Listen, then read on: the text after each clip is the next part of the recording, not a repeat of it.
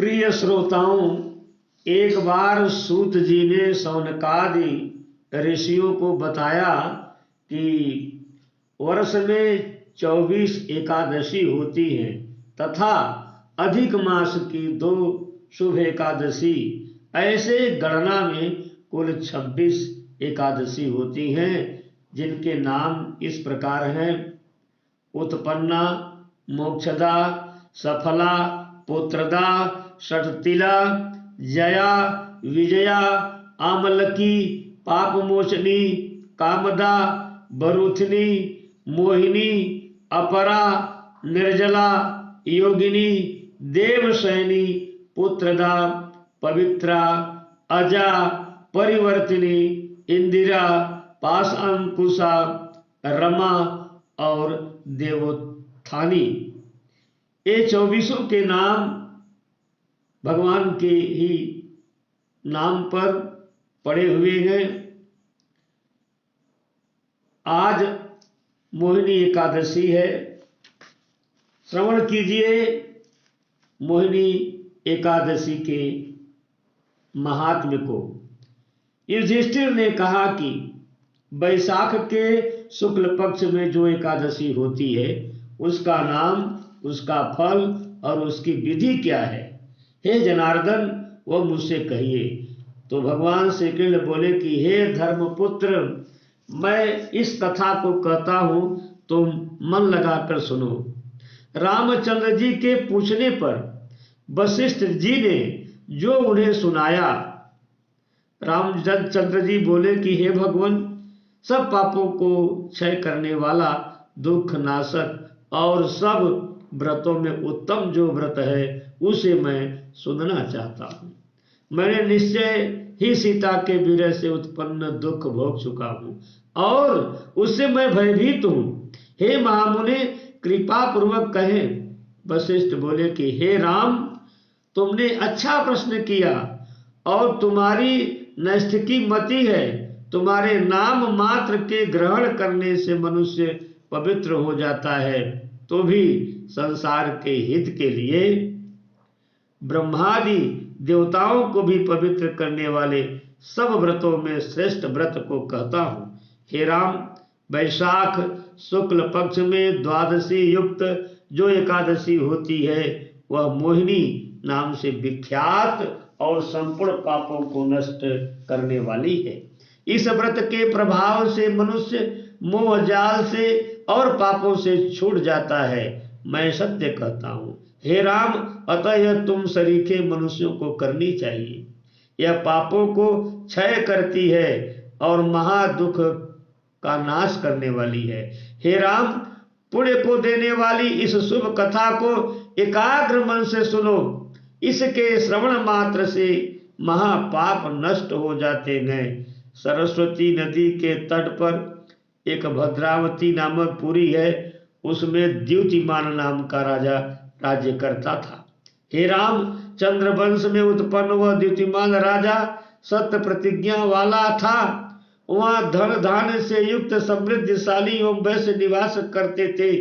धनपाल नाम वाला वह धर्म के कार्य में सदैव संलग्न रहता था और प्याऊ, यज्ञशाला आदि तथा तालाब, बगीचा आदि को बनाने वाला विष्णु भक्त में रत शांत स्वरूप उस वैश्य के 5 पुत्र उत्पन्न हुए। सुमना द्युतिमान, मेधावी तथा सुकृति, और 5वां महापाप में सदा रत रहने वाला धृष्ट बुद्धि था। वह वेश्या के संग में रत रहता और दुष्टों की गोष्ठी में चतुर था। जुआ आदि व्यसनों में आसक्त, पराई स्त्री के भोग में लंपट और देवता, अतिथि, वृद्ध, पितर तथा ब्राह्मणों को न मानने वाला था। अन्याय करने वाला वह दुष्ट आत्मा पिता के द्रव्य को नष्ट करता, अभक्ष वस्तु का भक्षण और सदा मद्यपान करता था।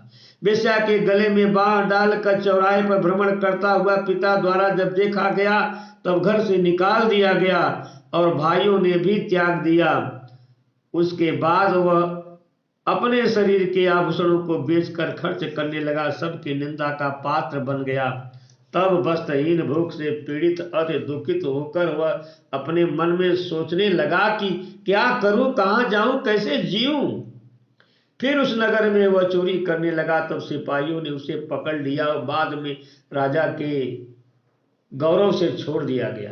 बार बार पकड़ा बांधा जाने पर परेशान होकर राजा ने उसे मजबूत हथकड़ी बेड़ी में बंधवाकर अपने निकट मंगवाया और कोनों से खूब मरम्मत करके उसे कहा कि अरे दुष्ट दुराचारी, तू हमारे देश में मत रह। फिर ऐसा कहकर राजा ने उसे मुक्त कर दिया। राजा के भय से वह वहां से निकलकर बड़े घने जंगल में चला गया। भूख प्यास से दुखी वह उस वन में इधर उधर भ्रमण करता हुआ सिंह के समान मृग और सूकरों तथा चीतों को मारने लगा। सदा मांस भक्षण करता, वन में निवास करता, हाथ में धनुष बाण लिए एवं कमर में तोड़न बांधे उस वन में ही सदैव भ्रमण करता रहा और वन विचरण करने वाले पक्षी और पशुओं तथा चकोर, मोर, कंक, तीतर और चूहे आदि का वध करता। क्रूर स्वभाव वाला वह धृष्ट बुद्धि इन जीवों तथा अन्यों का नित्य वध करता। पूर्व जन्म के कर्म बस वह पाप पंख में फंस गया। दुख और शोक से युक्त वह रात दिन चिंता में मग्न रहता। फिर कभी पुण्य बस वह कौंडिन्य ऋषि के आश्रम में जा पहुंचा। वैशाख के महीने में गंगा स्नान करने वाले उस ऋषि के समीप शोक से पीड़ित वह धृष्ट बुद्धि जब पहुंचा तो उनके वस्त्र से गिरे हुए जल बिंदु के स्पर्श से पाप रहित होकर वह कौंडिन्य ऋषि के सन्मुख हाथ जोड़कर कहने लगा। धृष्ट बुद्धि बोला कि हे ब्राह्मण, ऐसा प्रायश्चित बताओ जो यत्न के बिना हो जाए, क्योंकि इस समय प्रायश्चित के योग्य मेरे पास धन नहीं है। जन्म से ही मैं पाप रत रहा हूँ। ऋषि बोले कि जिससे तेरे पाप नष्ट होंगे वह तो एकाग्र चित्त से सुन। वैशाख के शुक्ल पक्ष में मोहिनी नामक एकादशी होती है। वह व्रत तू मेरे वचन मान कर करो। वह एकादशी सुमेर पर्वत के समान बड़े बड़े पापों को भी नष्ट करने वाली है। यह मोहिनी व्रत अनेक जन्म के पाप क्षीण कर देती है। मुनि के वचन सुनकर वह धृष्ट बुद्धि मन में अति प्रसन्न हो गया। कौंडिन्य के उपदेश से विधिवत व्रत को किया। हे नृपश्रेष्ठ, वह व्रत के करने से पाप रहित हो गया। तदनंतर दिव्य देह धारण कर गरुड़ पर बैठकर सब प्रकार के उपद्रवों से रहित विष्णुलोक में गया। हे रामचंद्र, तम और मोह को दूर करने वाला यह व्रत है। चराचर त्रैलोक में इससे श्रेष्ठ दूसरा व्रत नहीं है। यज्ञादि एवं तीर्थ दान इसकी 16वीं कला के बराबर भी नहीं है। हे राजन, पढ़ने और सुनने से 1000 गोदान का फल प्राप्त होता है। इस प्रकार मोहिनी एकादशी की कथा समाप्त होती है।